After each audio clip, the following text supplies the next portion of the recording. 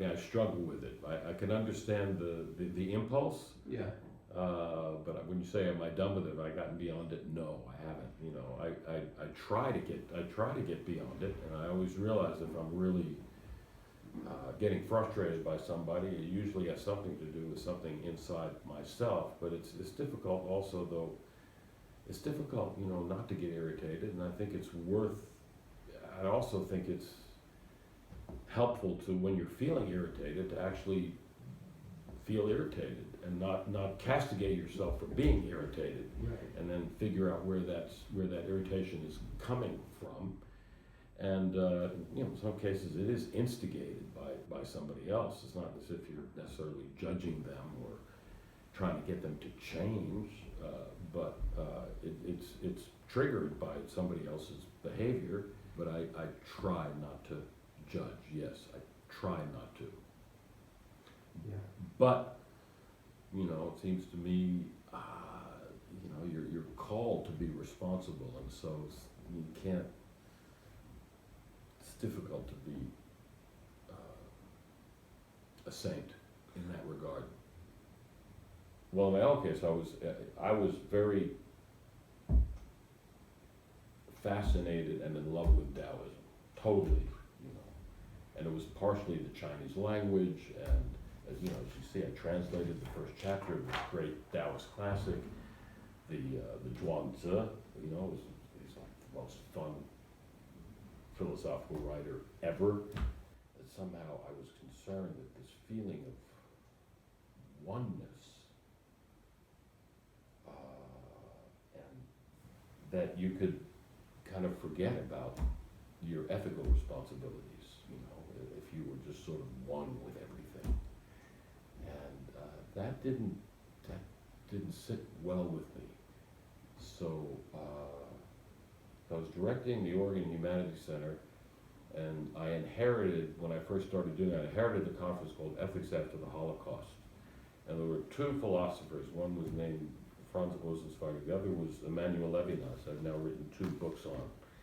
And I read this incredibly difficult thinker, extraordinarily difficult.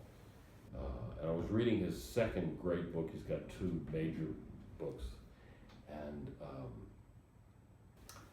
I started reading it, and it moved me very much, even though it was analytically very complex, very complicated. And I sensed a sweetness, an incredible sweetness behind the rigor that reminded me of my father's family, who had come from a certain place in Latvia called Riga, and it was felt just very familiar, very sweet, and very deep, and I wanted to get to that, where that sweetness was and where it came from. I mean, that's what it means to be human, is to actually be able to respond and be responsible to the other who is in front of you. Yeah. But if everything is one, you know, then there is no other. That you, I, and you are part of this whole. And Taoism privileges that oneness. But in a sense, there can be nothing outside of you, nothing other. And you can't even be an I if you and the other are sort of united in a whole. I don't know if this is going to sound maybe very confusing. So I got very interested in this notion of ethical responsibility being dependent on the fact that there is another who is totally other, not me, but absolutely other. And so then I got interested in Judaism from that perspective. I think when Jesus says, the only way to the Father is through me. Yeah. When he says that, I think it's in John. The way I understand that is, the only way to God is through ethical action. In other words, and what I do is I hang around with misfits. I care about the poor. That's the only way to God, not through some kind of mystical union with the one, but actually through, and I love the verses in Matthew. I think it's around Matthew 25. I think when Jesus says, "Thank you for visiting me in prison," and they say, "Well, we didn't visit you in prison." So, well, did you go into the prison? And yes, we visited people in the prison. Well, as you did that, so you know we're here and we are dedicating ourselves to the ultimate triumph of goodness in the world, and that's we are, you know, we are trying to live this narrative here in this space right now, and then we take it out of there, even though the world is constantly betraying that, you know. But nonetheless, that's what the liturgy says. To me, Judaism is really about the future. It's about a future beyond the eye. So to me, that's personally much more significant than the afterlife, because I'm not going to, I don't want to, it's not part of my own belief system, and I don't particularly want to suffer for not believing in it, and so I really feel I have to come to terms with death and accept that, and given the fact that one is going to die, and I think that's what the Genesis, the beginning of Genesis, is really about, is accepting death in this little millisecond between nothingness and nothingness, between before we're born and the infinity of time after we die, on this moment that we're on the planet. We have eaten from the tree of the knowledge of good and evil, so each person knows that, has it in them, the knowledge of good and evil. And so, I mean, unless you're mentally ill, which is always possible, or all kinds of things. But at any rate, I think the Torah is teaching everyone has that, and they're going to die. What does that mean? To me, that means the meaning of life on the planet is to maximize goodness in the world, since we each have that. And that's what we need to do in this little, you know, and if we didn't die, we wouldn't, you know, we wouldn't have that kind of pressure on us to make sure that that's what we live up to as much as possible every second. When I focus on my own death, and that I am going to die, that I have a limited time on the planet, I you know, there's something about it that I find actually calming about that. But I mean, maybe there is more, I don't know, but I'm not banking on it, I'm not counting on it, and at least I think that's what the Torah has been teaching me about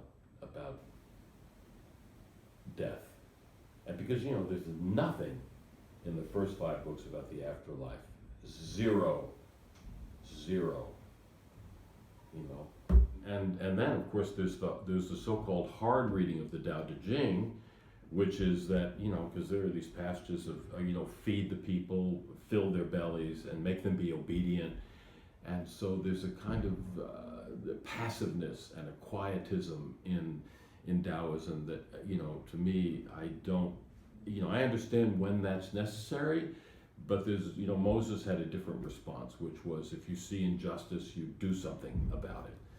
And I just don't feel that compulsion in Taoism at all towards you rising up when you see an injustice. The emphasis is upon going with the flow, being a reed that can bend with the wind, and being like nature. And so, you know, you can have all these nice sentiments, and then it turns out that the first emperor of China, the first emperor Qin Shi Huang Di, was a monster, and he was a Taoist, you know, and he practiced Taoism, and he almost wrecked China by spending, you know, fortunes trying to find, speaking of death, life and death, a cure for he wanted to live forever.